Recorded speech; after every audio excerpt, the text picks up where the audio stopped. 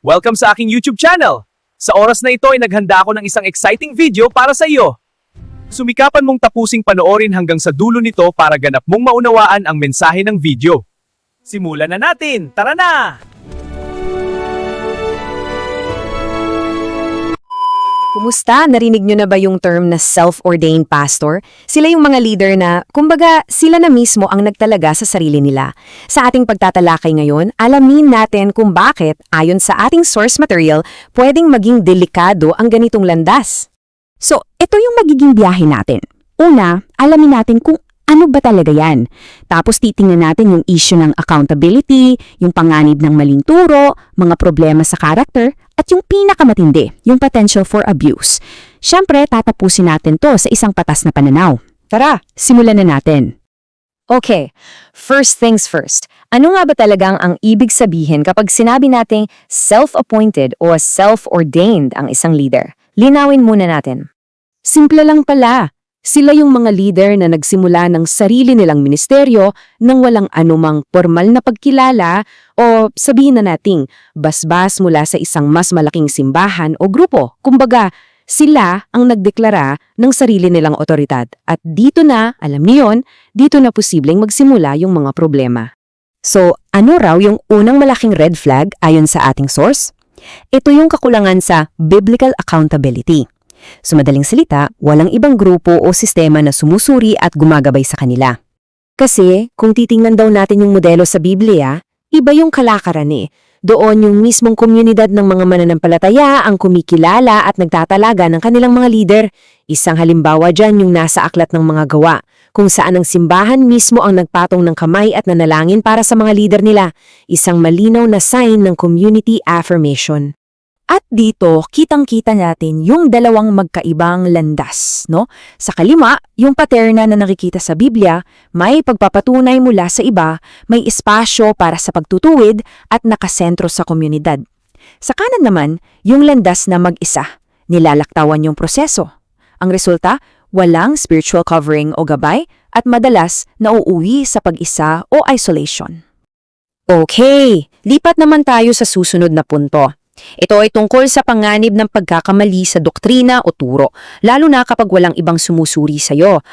Kasi isipin nyo kung ikaw lang mag-isa ang nag-aaral at nagtuturo ng salita ng Diyos, napakadaling maligaw. Yung sarili mong interpretasyon, pwedeng yun na ang ituring mong absolutong katotohanan. Walang ibang leader na pwedeng magsabi sa'yo na, bro, teka muna, parang iba yata ang pagkakaintindi mo dyan. Delikado yun, di ba? At pinapaalala pa nga ito ng isang bersikulo mula sa aklat ni Santiago. Sinasabi rito na mas mahigpit, mas seryoso raw ang paghatol sa mga nagtuturo. Isang patunay kung gaano kabigat ang responsibilidad na to at kung bakit napakahalaga ng masusing pagsusuri. Okay, bukod sa turo, may isa pang aspeto na kailangan nating tignan. Yung mga panganib na may kinalaman na sa personal na karakter at pagkatao ng isang leader. Dito na pumapasok yung issue ng pride. Kasi ayon sa source, madalas daw yung paglaktaw sa proseso ng community affirmation ay naguugat sa pagmamataas. Para bang ang sinasabi ng isip mo ay, hindi ko kailangan ng approval ng iba. Alam ko ang tawag sa akin at sapat na yon.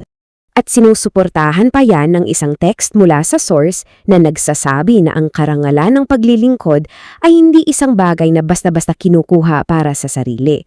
Ito ay tinatanggap kapag tinawag ng Diyos at kadalasan yung tawag na yon ay kinukumpirma ng komunidad. At ito nga yung silbi ng isang formal na ordinasyon, para siyang character check o safeguard. Dito sinusuri kung yung isang kandidato ay may mga katangian tulad ng pagiging above reproach o walang kapintasan, may self-control at tapat sa pamilya. Lahat yan ay mga bagay na halos imposibleng masuri kung ang isang tao ay nagtalaga lang sa sarili niya. Ngayon, dumako tayo sa marahil pinakamabigat at pinakaseryosong panganib na tinukoy sa ating source, ang potensyal para sa pang-aabuso kapag walang anumang check and balance. Makikita natin dito yung isang mapanganib na landas na may tatlong hakbang. Simple lang yung logic. Nagsisimula sa kawalan ng sinumang nagbabantay, na nagreresulta sa walang limitasyong otoridad, at sa huli, nagbubukas ito ng malaking pinto para sa pang-aabuso. At hindi ito biro ha, Ang pinag-uusapan natin dito ay mga seryosong bagay. Spiritual manipulation, kung saan ginagamit ang pananampalataya para kontrolin ang mga tao, maling paggamit ng pera ng simbahan, at yung pagiging parang diktador sa pulpito. Ito yung mga totoong panganib kapag ang isang leader ay wala talagang sinasagutan kundi ang sarili niya. Pero teka muna, para maging patas, nililinaw din ng ating source na hindi ito laging black and white. So tingnan naman natin ngayon ng isang mas balanseng pananaw. Ito yung mahalagang paglilinaw, hindi naman daw lahat ng nagsisimula ng mag-isa ay otomatikong mali na agad. May mga sitwasyon, halimbawa sa mga mission fields o sa mga lugar na nagsisimula pa lang, na talagang may isang taong maunang mag-pioneer bago pa man magkaroon ng formal na istruktura. Pero, at ito yung malaking pero, kahit na may mga ganitong exception, yung pangunahing punto ng source ay hindi nagbabago. Yung paulit-ulit na pattern at modelo na nakikita natin sa Biblia ay leadership na may pagkikilala mula sa community, may pananagutan, at hindi nakasentro sa iisang tao lang. Kaya, iniiwan tayo nito sa isang napakahalagang tanong, diba? Saan ba talaga yung linya?